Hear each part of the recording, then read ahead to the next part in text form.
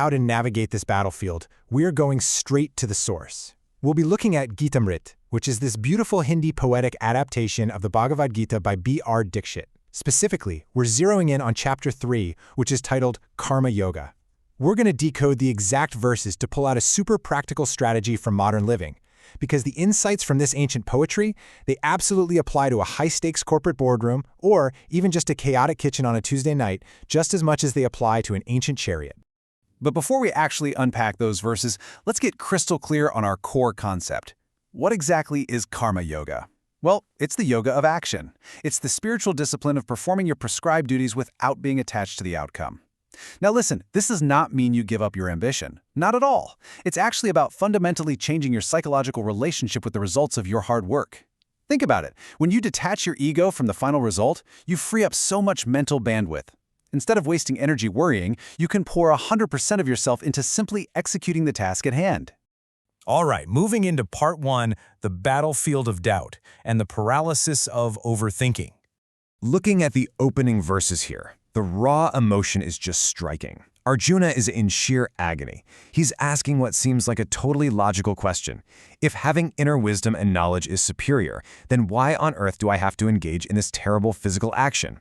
But the thing is, he's trapped in a loop. He is literally using his own intellect as a shield, so he doesn't have to do the hard, terrifying work right in front of him. And honestly, how often do we do exactly that? We overanalyze, we make endless pro and con lists, we intellectualize everything just to avoid taking that scary first step. When our intellect isn't tied to action, it just becomes a massive engine for doubt. Which brings us to section 2, the hypocrisy of inaction. A still body, but a chaotic mind. This part is so fascinating because it's essentially a brilliant critique of the modern doom scroller. The text bluntly calls out anyone who stubbornly forces their physical body to just sit still, but completely lets their mind run wild chasing external desires. In fact, it straight up labels this kind of person a hypocrite who's dying of false pride. You know, you might look super zen sitting cross-legged on the couch, but if your brain is going a million miles an hour obsessing over likes, unread emails, or what you don't have, well, you're not practicing wisdom, you're practicing hypocrisy. True stillness is never just physical, it requires real mental discipline. So, there's this really profound contrast between the hypocrite and what the text calls the superior person. The true practitioner of karma yoga doesn't just run away and hide in a cave to avoid stress. No, they are right in the thick of it. Their mind actively controls their senses, they do their duties with rigor, but they completely let go of any attachment to the results. It's a lot like what modern psychology calls a flow state. You do the work simply because the work needs to be done.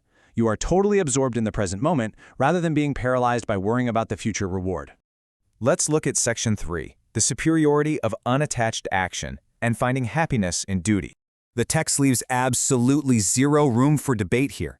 Merely the thought of avoiding your duty, it just fills you with agitation, remorse, and guilt. It creates this constant, exhausting baseline of psychological static. On the flip side, leaning in and actually doing your prescribed duty is presented as the only authentic path to true happiness.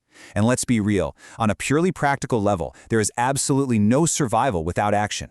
We have to eat, we have to work, we have to maintain our lives.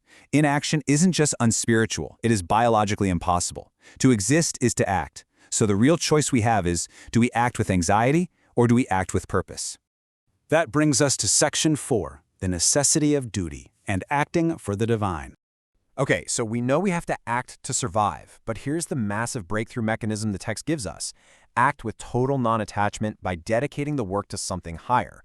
Whether it's your 9-to-5 job, folding the laundry, or dealing with family obligations, if you frame it as an offering to something far greater than your own ego, you actively offload all that heavy cognitive burden of expectations. You just do your absolute best, you hand the results over to the universe, and then you safely receive whatever comes your way without that crushing fear of failure. It is an incredible strategy for building massive psychological resilience. And finally, section 5, action as spiritual sacrifice, liberation through work.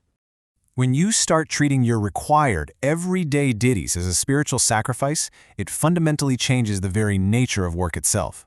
Here is how it plays out step by step.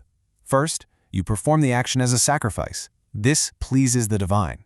And the resulting breakthrough is that you achieve liberation from the heavy karmic baggage of selfish actions.